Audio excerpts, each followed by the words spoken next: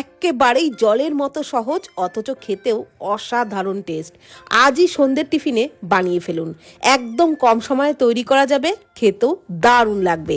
তো এই পিঠে বানানোর জন্য ফ্রাইং প্যানের মধ্যে 1 টেবিল চামচ ঘি দিয়ে দিলাম, আর ঘিয়ের মধ্যে 2 টেবিল চামচ নারকেল কোড়া দিয়ে লো ফ্লেমে নাড়াচাড়া করে একটু ভেজে নিলাম।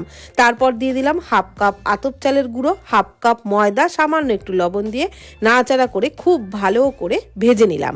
ওই 2 মিনিট মতো লো ফ্লেমে ভেজে নেওয়ার পর দিয়ে দিলাম 1 কাপ জল, 4 চামচ চিনি।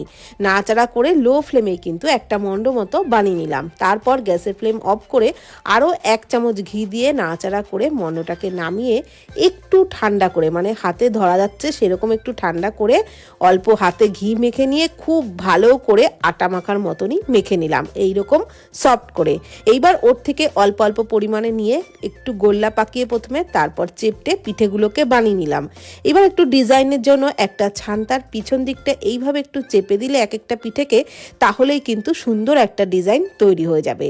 তারপর কড়াইয়ে সাদা তেল গরম করে নিয়ে পিঠেগুলোকে ছেড়ে গ্যাসের ফ্লেম মিডিয়ামে রেখে উল্টে পাল্টে সুন্দর লালচে রং ধরিয়ে ভেজে তুলে নিতে হবে।